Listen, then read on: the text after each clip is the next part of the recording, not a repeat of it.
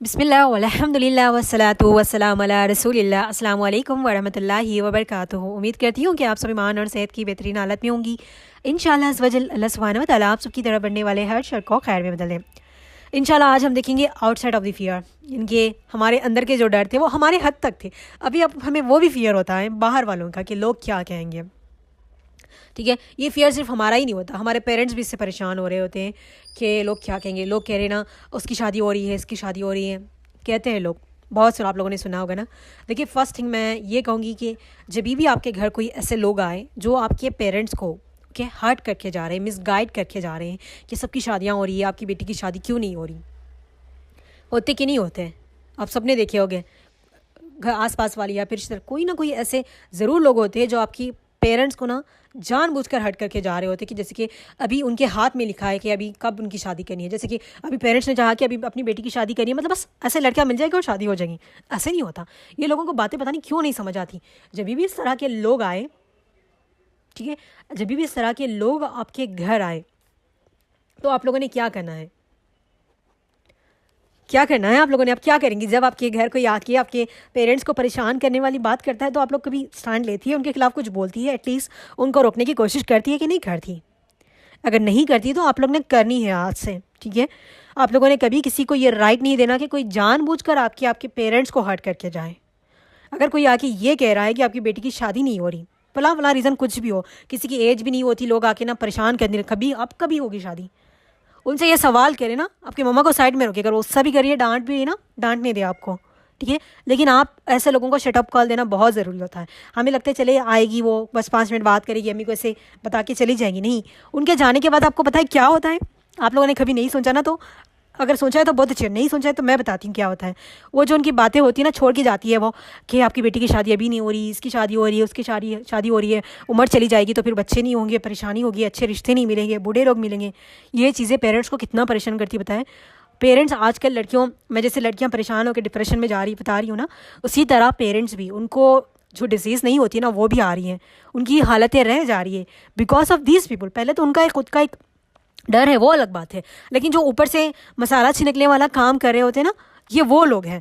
ये लोगों को चुप कराना बहुत ज़रूरी है। जब हम इसको चुप नहीं कराते ना, तो आपके पेरेंट्स को और परेशान करेंगे। नो मैटर आपके सामने जो भी आपके पेरेंट्स के सामने ऐसे बात करे, वो जब आप वहाँ पर मौजूद हो, आपने फौरी उनको रोकना है। अगर नहीं रोक सकती, आपके पास इतनी हिम्मत नहीं है, आपकी मम्मा को वहाँ से हटा के ले आए। मम्मा कुछ काम है, कुछ ना कुछ कहें, उनको वहाँ से निकाल बाहर करें, क्योंकि उनकी वजह से जो उनके दिमाग में जब बातें घूम रही होती है ना, वो आप लोगों को नहीं बताते होंगे। क्योंकि मैंने देखा है अपनी मॉम को, जो लोग इस तरह की बातें कर रहे थे ना, कि जैसे कि उनके बच्चों की एज ना निकली गई हुई है। मेरी दीदी की शादी की बात कर रही हूँ, तो उस टाइम पे ना शी इज़ नॉट 25 भी उनकी क्लास नहीं होती। लोगों की इतनी सारी बातें, अल्लाह रहम करे। मेरा तो दिल करता था कि मैं उस टाइम छोटी थी, 5-6 साल पहले की बात कर रही हूँ मैं, तो मुझे इतना गुस्सा आता था ना कि मैंने कई दफ़ा उनको कहा भी है। समटाइम्स मैं नहीं होती थी, मैं जब हम नहीं होते ना, तो फिर स्पेशली मेरी अम्मी कोई हालत है तो कहती कि तुम बाहर मत आना।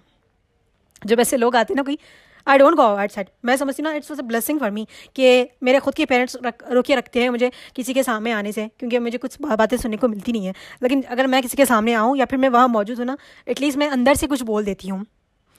ठीक है, आप लोगों ने बोलना है। अगर आपकी मम्मा को वहाँ से उठा ले, मैं यूजुअली क्या करती हूँ, जब जिसके सामने मम्मा नहीं आने देती, मैं हेलो ऐसा से ना बुलाती हूँ कि कुछ काम है या फिर कुछ लेकर जाए, क्योंकि बात डिस्ट्रैक्ट हो जाए। उसके बावजूद वो बोले, फिर मैं दोबारा से उनको कॉल करके बुलाती हूँ कि आए इधर।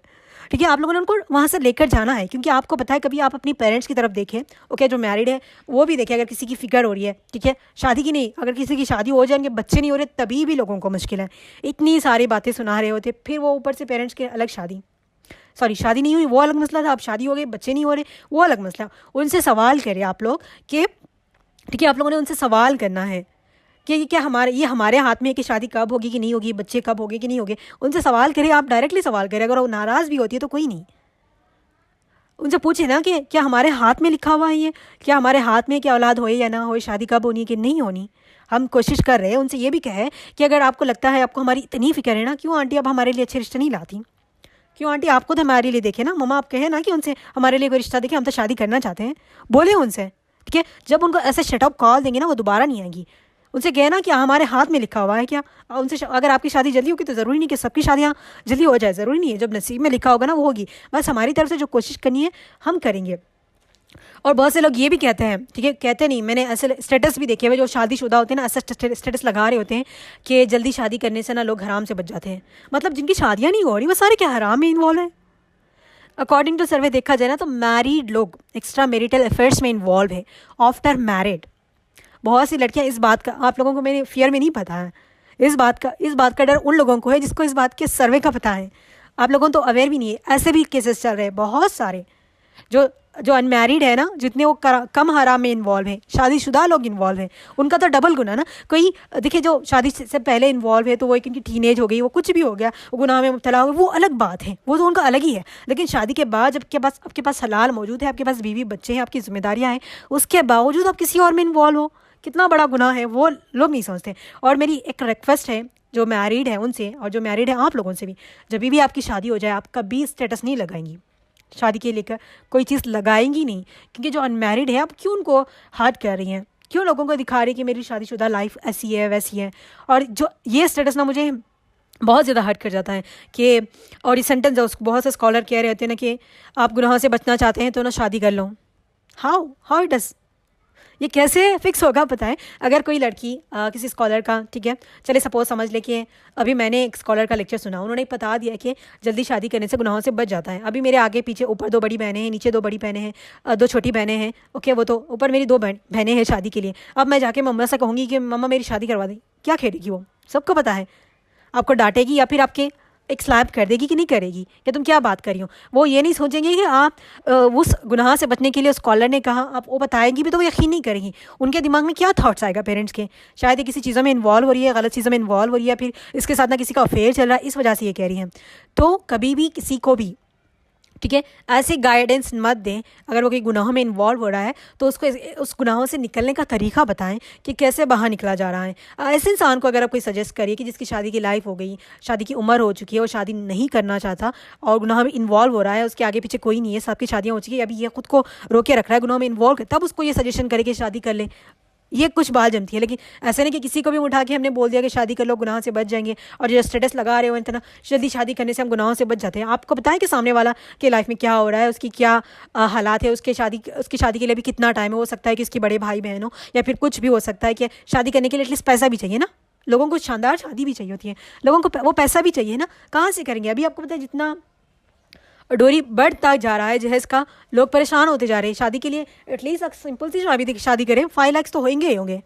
क्या अब इतनी महंगाई बढ़ चुकी ना, कुछ भी हो सकते हैं मैटर। आप उनके हक में दुआ करने वाली बनेंगी। अगर आपको कुछ स्टेटस लगाना ही है किसी के लिए तो इस तरह के स्टेटस मत लगाइएगा, वो लगाए जो उनको लिए मोटिवेट कर सके, उनको एक हिम्मत दे, ठीक है, ओके। तो इस चीज़ का याद रखें। और एक चीज़ ये भी बताना था मुझे कि जो लोग अपनी शादी के लिए सफ़र कर रहे होते हैं ना, वही लोगों को, मैंने वैसे भी लोगों को देखा ना, दूसरे लोगों को बता रही होती कि शादी के लिए ये वो। और आपको पता है बहुत से लोग शादी को लेकर, मैं फर्स्ट लेक्चर में बताना भूल गई, शिरक व बिदअत में इन्वॉल्व हो रहे हैं। ये जो आंटीज़ वगैरह आती है ना, वो आपके पेरेंट्स को ये भी सजेस्ट करके जाती है ना, फ़लाँ दरगाह पे चले जाए, फ़लाँ मज़ार पे चले जाए, फ़लाँ बाबा के पास चले जाए, आपकी बेटी की शादी हो जाएगी, फ़लाँ हो जाएगा, फ़लाँ हो जाएगा। इस तरह के लोगों से बचें, ठीक है। अपने घर वालों को भी बचाएं, खुद को भी बचाएं, ठीक है। आप वो बन के दिखाएं अपने पेरेंट्स के लिए, ठीक है, उनके लिए एक सपोर्टर बन के दिखाएं, एक ओके, इमोशनल सपोर्टर।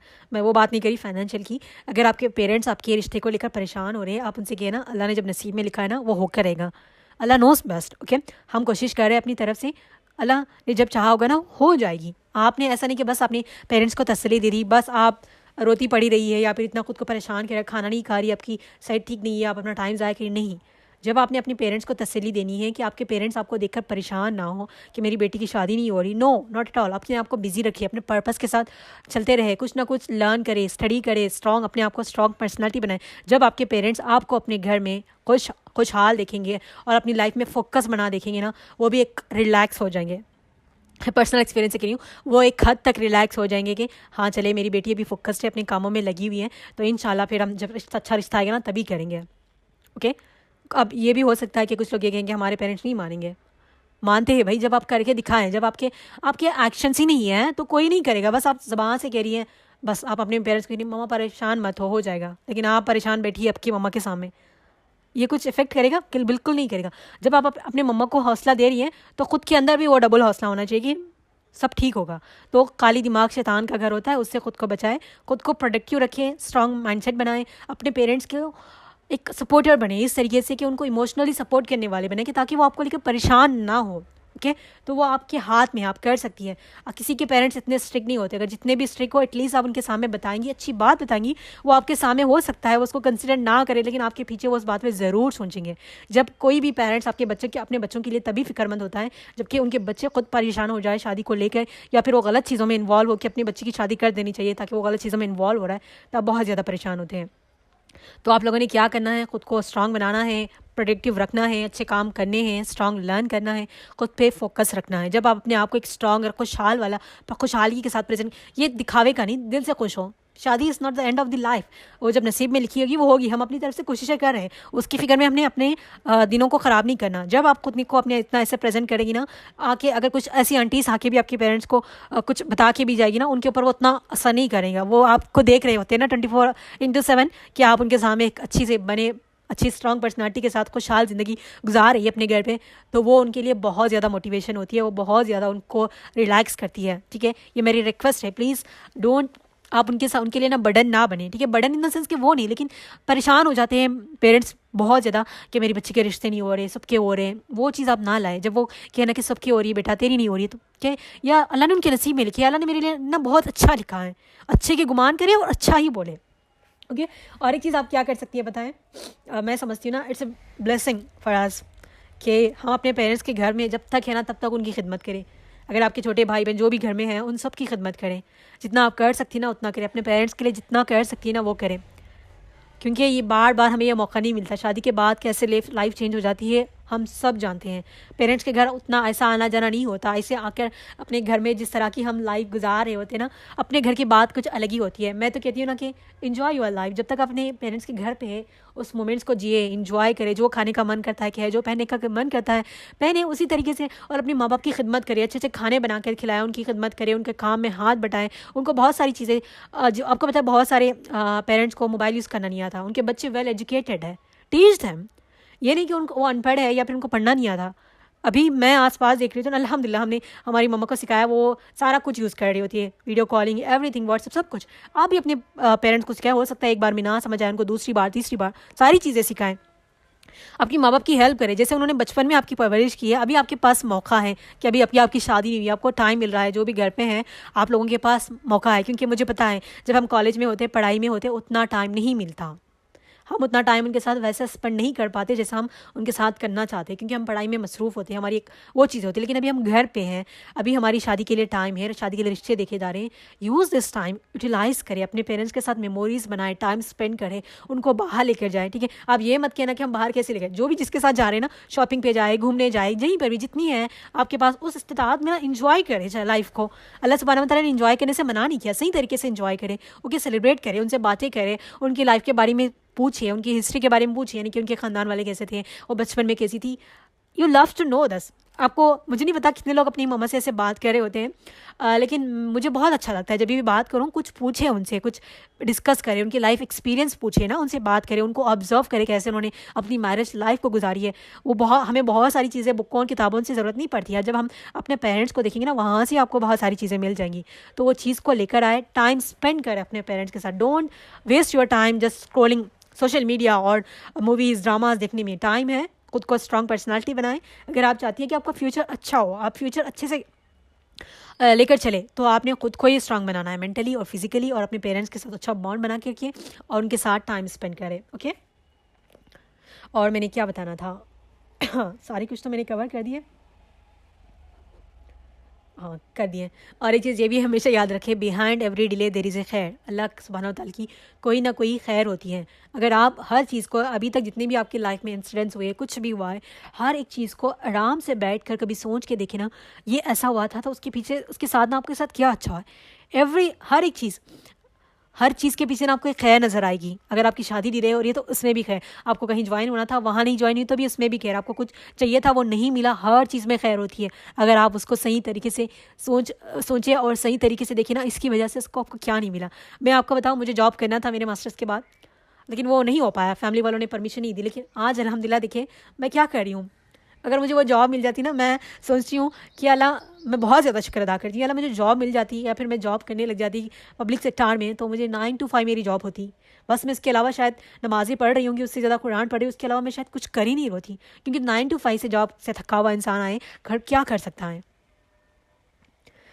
क्योंकि जब उस टाइम पे बताया मुझे बहुत बुरा लगा, आई हेट माई सेल्फ, बहुत कुछ मैंने सफ़र किया उस टाइम पे, लेकिन आज अल्हम्दुलिल्लाह मैं 3 साल से अल्लाह का इतना शुक्र अदा करती हूँ ना कि अच्छा हुआ कि मैं उस फील्ड में गई नहीं, अच्छा हुआ कि मेरी पेरेंट्स ने मुझे परमिशन दी नहीं, अगर देती तो मेरी लाइफ शायद आज कुछ और होती। आप लोग ना हर चीज़ में बहुत सारी ऐसी चीज़ें, मैं अभी एक एक नहीं बता सकती आप लोगों को, बस एक इंपॉर्टेंट बता रही हूँ, ओके। तो हर चीज़ में अल्लाह की खैर होती है, तो आपने उस चीज़ को देखना है। और एक चीज़ ये हर चीज़ नसीब पे नहीं डालनी चाहिए। बहुत से लोग कहते हैं नसीब की बात है, चले जहाँ होगा ना बस नसीब की बात है, नहीं, नसीब की बात तब कहनी चाहिए आपने कि तब आपने, जैसे कि अभी इंशाल्लाह मैं वो कल डिस्कस करूँगी, हाँ चले मैं वो कल ही डिस्कस कर लेती हूँ आप लोगों के साथ कि हमने कैसे चूज़ करना राइट पार्टनर, उसमें इंशाल्लाह मैं बता दूँगी। आई होप कि आप लोगों को समझ आए होंगे। और शायद मैंने क्या पता लोग क्या कहेंगे, शट अप कॉल उनको लाजमी ज़रूरी है, कोई लोग एक्स्ट्रा बातें कर रहे हैं ना, शट अप कॉल लाजमी दे, या फिर अपनी पेरेंट्स के सामने बात करें ना, उनको वहाँ से उठा के ला ले, या फिर उनको बुला ले के कुछ काम है ताकि वो डाइवर्ट हो सके, उसके बावजूद वो कह रहे हैं ना, तो प्लीज़ एटलीस्ट आप बाहर नहीं आ रही तो पीछे से ही सही बोल दे ताकि उनके कानों तक बात जाए, ओके। ऐसे लोगों को ऐसा सबक सिखाना बहुत ज़रूरी होता है। ये किसी की डिसरेस्पेक्ट या फिर किसी की बदतमीज़ी नहीं है, ऐसे लोगों की वजह से हमारा खुद का नुकसान। वैसे लोग सब बोलते जाएंगे, उनका फ़न है, उनका एक इन्जॉयमेंट है ये, जो दूसरों को परेशान देखे ना बहुत ज़्यादा खुशी होती है, ओके। तो वो चीज़ आप लोगों ने बोलनी आनी चाहिए, और कभी ऐसा स्टेटस ना लगाए जिससे ना दूसरों का दिल दुखे, और ये स्टेटस बिल्कुल मत लगाए कि एक शादी कर ले गुनाह से फारिग हो जाएंगे, no not at all, okay. ये गलत सेंटेंस है, ओके। शादी, अगर आपकी एज है, आपको शादी की उम्र है, उसके बावजूद अगर आप शादी से टाल रही हैं तो आप उनसे कह सकती है कि आप अपनी शादी को टाल रही है जानबूझकर, इस वजह से आप गुनाह में इन्वॉल्व हो रही है। लेकिन वो लोग जो अपनी लाइफ में फोकस है, उनके आगे पीछे लोग हैं, ओके, उनके आगे पीछे कुछ करने को है, उनके ऊपर लड़कियां जो भी है घर में है जो शादी को है, उनसे ये सेंटेंस बिल्कुल भी नहीं कहने आपने। अगर आपको कुछ लगाना है तो दूसरों को मोटिवेट करने वाले स्टेटस वगैरह लगाए, और अपनी पेरेंट्स के साथ टाइम स्पेंड करें, अपनी भाई बहनों के साथ टाइम स्पेंड करें, क्योंकि आफ्टर मैरिज बहुत कम हो जाता है आप लोगों का मिलना, ठीक है। और हमेशा याद रखिए हर चीज़ में अल्लाह सुब्हानहू व तआला की खैर छुपी होती हैं, उस खैर को जानने की कोशिश करें। और शादी एक नसीब का हिस्सा है और पार्ट ऑफ लाइफ है। Marriage complete half of our दीन, तो ईमान का हिस्सा है, आधा हिस्सा है, तो उसके लिए बहुत सारी दुआएं करें। जो मैंने फियर के बारे में 2 टॉपिक्स कवर किया है, इनसाइड आउटसाइड, तो उस फियर से ख़ुद को भी बचाएं और दूसरों को भी बचाएं और अपने पेरेंट्स को भी बचाएं। कभी आप लोगों ने इस तरह के जुमले किसी के लिए नहीं इस्तेमाल करें।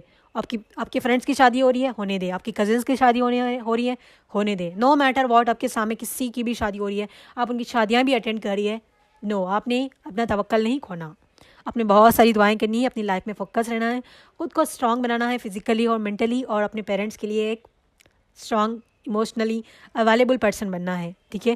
आप घर की वो फ़र्द बने जो आपके पेरेंट्स के लिए ना इमोशनली अवेलेबल हो सकता है हम उनके लिए फाइनेंशियली हेल्प करने वाले ना हो, लेकिन आप इमोशनली उनकी हर वक्त सपोर्ट करने वाली बने खुद को। शादी के मामले में नहीं, हर मामले में, उनकी तबीयत ख़राब हो तब भी एक इमोशनल सपोर्ट देने वाली बने, हालात सही नहीं चल रहे तब भी हर एक हाल में उनको इमोशनली सपोर्ट करने वाले बने। ये मत कहे कि मेरे पेरेंट्स स्ट्रिक्ट हैं, आपकी बात नहीं सुनते, आपकी बात नहीं सुन रहे, तभी भी उनके सामने खड़े के आप अपनी वो स्ट्रांग उनको मोटिवेट करने वाली बात कहे। हो सकता है वो आपको उस टाइम पे ना सुने, लेकिन always they consider your words, ठीक है। ये मैं अपनी पर्सनल एक्सपीरियंस के साथ कह रही हूँ, क्योंकि स्पेशली हम लोगों का ये होता है ना कि फादर के सामने कुछ बोलने से पहले ना हिचकिचाहट होती है कि हम बोले कि ना बोले।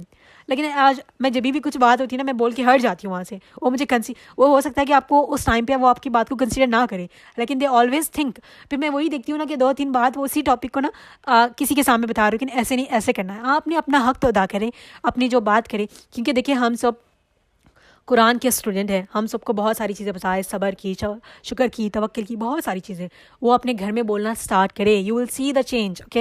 इंशाल्लाह मैं फिर कभी डिस्कस करूँगी, काफ़ी लेंथी हो रहे हैं ऑडियोस, लेकिन जब मैं कोई बात स्टार्ट करती हूँ तो वो एंड नहीं होती। लेकिन इंशाल्लाह उम्मीद करती हूँ कि इस टॉपिक के साथ मैंने बहुत सारी चीज़ें आप लोगों को बताई होगी। कोशिश करने में कुछ नहीं जाता, ओके।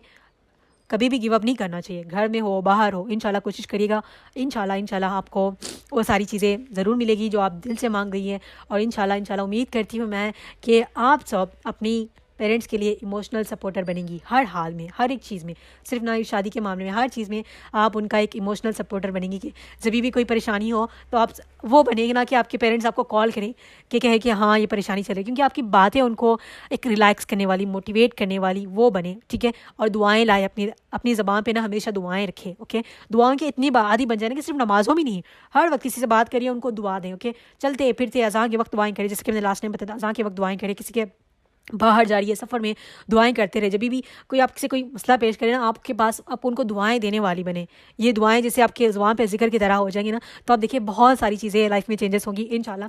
और अल्लाह रब्बुल इज़्ज़त से दुआ है कि अल्लाह सुब्हानहू व तआला हमें इस डर से निकाले और हमारे पेरेंट्स को भी सेहत वाली ज़िंदगी दें, और उनको भी जो हमारे बच्चों के लिए जो डर निकला है ना, वो डर, वो खौफ को कम कर दे, और उनको भी हमें उस काबिल बनाए कि हम अपने पेरेंट्स के लिए इमोशनल सपोर्टर बने। अल्लाह हम सब के हक़ में बेहतरीन फैसले अता फरमाएं। आमीन सुम्मा आमीन। जज़ाकुमुल्लाह खैर। और माजरत अगर मेरी कोई बात बुरी लगी हो, और उम्मीद करती हूँ कि आप लोग कोई माइंड नहीं करेंगे, अगर कोई भी कहीं भी मेरी बात बुरी लगे तो प्लीज़ आप मुझे बता सकती हैं। मैं कोशिश कर रही हूँ कि मैं आपको पर्सनली एक आसान अल्फाजों में बताने की कोशिश करूँ ताकि आपको समझ आए। और इसके साथ साथ आपके साथ काफ़ी चीज़ें टॉपिक कवर हो चुकी है। अल्लाह हम सब के लिए आसानी करें। जज़ाकुमुल्लाह खैर। अस्सलाम वालेकुम व रहमतुल्लाहि व बरकातहू।